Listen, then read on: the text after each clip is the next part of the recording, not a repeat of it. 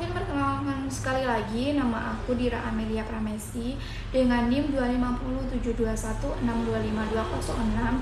Saya dari offering B 2025. Di sini saya mau menjelaskan tentang materi pengantar geografi dikarenakan UAS interview yang tidak bisa saya hadiri. Untuk materi yang pertama, saya mau menjelaskan tentang konsep geografi. Konsep geografi sendiri dibagi menjadi 10. Yang pertama ada lokasi. Lokasi sendiri dibagi menjadi 2. Yang pertama ada jarak absolut nih, yaitu letak suatu tempat yang ditandai dengan titik yang pasti yang berkaitan dengan garis astronomis. Titik ini disebut juga dengan titik koordinat. Jarak absolut juga berkaitan dengan jarak pengukuran yang pasti. Yang kedua ada relatif. Jarak relatif berkaitan dengan letak tempat tersebut secara administratif. Letak ini identik dengan penempatan yang berubah-ubah pada beberapa waktu. Jarak relatif juga berkaitan dengan asumsi atau perkiraan seseorang dalam memproyeksikan jarak dari satu tempat ke tempat lain. Lalu ada keterjangkauan. Keterjangkauan adalah kajian mengenai dampak adanya aksesibilitas dan fasilitas yang dialami masing-masing masyarakat. Contohnya, untuk pergi dari kota A ke kota B bisa menggunakan kereta sehingga akses yang dimiliki masyarakat masih memadai. Lalu ada pola. Pola menunjukkan bagaimana suatu objek atau fenomena tersebar, apakah teratur, acak, memanjang, atau mengelompok, sehingga membantu memahami karakter wilayah dan proses yang mempengaruhinya. Lalu ada morfologi. Morfologi dibagi menjadi 2. Yang pertama ada potensi lahan, yaitu konsep yang memudahkan manusia dalam melanjutkan kehidupan dengan memahami kondisi fisik wilayah tersebut. Lalu ada nilai guna yang berkaitan dengan sejauh mana suatu wilayah atau sumber daya dapat dimanfaatkan oleh manusia sesuai dengan kebutuhan teknologi dan kondisi sosial budaya wilayah tersebut. Nilai guna juga menunjukkan tingkat manfaat suatu ruang atau sumber daya bagi manusia dan dapat berubah seiring dengan perkembangan teknologi dan kebutuhan masyarakat. Lalu ada aglomerasi.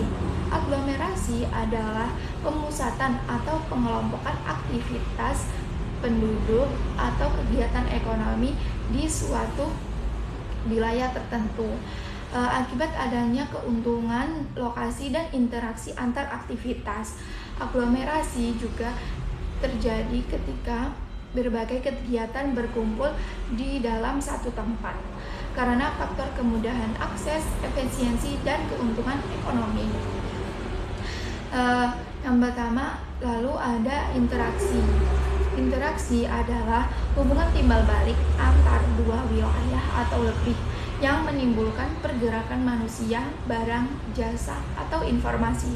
Sedangkan interdependensi adalah keadaan saling ketergantungan antar wilayah akibat perbedaan potensi dan fungsi wilayah. Hubungan interaksi dan interdependensi adalah interaksi terjadi karena adanya interdependensi dan interdependensi terwujud melalui interaksi. Lalu ada diferensiasi daerah. Diferensiasi daerah adalah konsep yang mengacu pada pola, perbandingan, dan keunikan dari daerah masing-masing, baik dari kondisi fisik maupun kondisi sosial masing-masing daerah. Dan masing-masing daerah juga memiliki ciri khas tersendiri yang menjadikan daerah tersebut beda dari yang lain. Keterkaitan ruang adalah hubungan saling mempengaruhi satu ruang atau wilayah dengan ruang atau wilayah lain akibat adanya perbedaan potensi, fungsi, dan kebutuhan sehingga menimbulkan interaksi dan ketergantungan. Keterkaitan ruang juga menjelaskan bahwa tidak ada wilayah yang berdiri sendiri. Setiap wilayah saling berhubungan melalui arus manusia, barang, jasa, dan informasi. Lalu ada prinsip-prinsip geografi. Prinsip geografi itu ada 4, yaitu distribusi, interrelasi, deskripsi, dan korologi. Yang pertama ada prinsip distribusi, yakni prinsip yang menjelaskan persebaran fenomena geografi di permukaan bumi yang tidak merata antara satu wilayah dengan wilayah yang lain. Contoh fenomena tersebut dapat berupa fenomena alam maupun sosial. Contohnya nih, persebaran penduduk di Indonesia tidak merata, yang lebih padat ada di Pulau Jawa. Yang kedua ada prinsip interrelasi yang menjelaskan tentang hubungan sebab akibat dan saling keterkaitan antar fenomena geografi, baik antar fenomena alam, antar fenomena sosial maupun antar fenomena alam dan sosial. Curah hujan, contohnya nih, curah hujan tinggi dan penggundulan hutan menyebabkan banjir. Lalu ada prinsip deskripsi. Prinsip deskripsi adalah prinsip yang digunakan untuk menggambarkan dan menjelaskan fenomena geografi secara sistematis agar mudah dipahami. Contohnya adalah deskripsi kondisi geografi suatu wilayah. Lalu ada prinsip korologi. Prinsip korologi adalah prinsip yang mengkaji fenomena geografi secara menyeluruh dalam suatu wilayah tertentu dengan memandukan prinsip distribusi, interrelasi, dan deskripsi. Contohnya ada Pulau Jawa memiliki tanah subur, penduduk padat, dan aktivitas ekonomi tinggi yang saling berkaitan. Lalu ada objek material. Objek material adalah segala fenomena nyata yang menjadi sasaran kajian ilmu geografi, yaitu seluruh gejala alam dan gejala manusia yang terdapat di permukaan bumi. Objek ini berkaitan dengan apa yang dipelajari geografi, bukan bagaimana cara mengkajinya. Objek material geografi juga dikenal sebagai geosfer, yaitu lapisan-lapisan bumi yang menjadi tempat berlangsungnya berbagai proses alam dan kehidupan manusia yang saling berinteraksi dan saling mempengaruhi.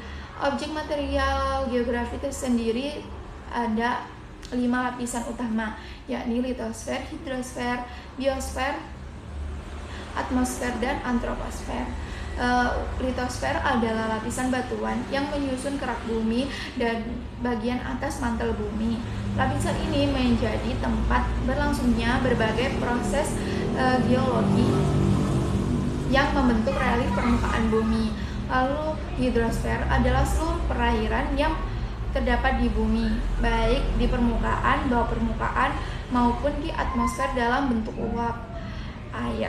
Lalu ada atmosfer. Atmosfer adalah lapisan udara yang menyelimuti bumi dan berfungsi melindungi bumi serta mengatur kondisi cuaca dan iklim. Biosfer adalah lapisan bumi, tempat berlangsungnya kehidupan meliputi flora, fauna beserta ekosistemnya. Lalu ada antroposfer, adalah lapisan yang berkaitan dengan kehidupan manusia dan aktivitasnya di permukaan bumi. Lalu ada objek formal. Objek formal adalah cara pandang, sudut pendekatan, serta metode analisis yang digunakan oleh ilmu geografi untuk mengkaji objek geografi material. Dengan kata lain, objek formal menjelaskan bagaimana fenomena geografi dipelajari, bukan apa yang dipelajari. Pendekatan ke ruang. Objek formal yang pertama ada pendekatan ke ruangan atau pendekatan spasial, yakni pendekatan yang menekankan pada aspek ruang meliputi fisik, jarak, persebaran, dan pola, dan interaksi antar ruang. Pendekatan ini juga membantu menjawab pertanyaan di mana fenomena terjadi dan bagaimana polanya, sehingga penting dalam pemetaan perencanaan keruangan. Lalu ada pendekatan ke lingkungan atau ekologi. Pengertiannya, pendekatan ke lingkungan mengkaji hubungan timbal balik antar manusia dan lingkungan alamnya, termasuk dampak aktivitas manusia terhadap keseimbangan lingkungan. Pendekatan ini menekankan pentingnya kelestarian dan keberlanjutan lingkungan. Lalu ada pendekatan kompleks wilayah atau kewilayahan. Pendekatan kompleks wilayah adalah pendekatan yang mengkaji suatu wilayah secara utuh dan terpadu dengan memandukan pendekatan ke ruangan dan ke lingkungan. Pendekatan ini sangat penting dalam perencanaan pembangunan wilayah. Lalu yang terakhir ada aspek geografi.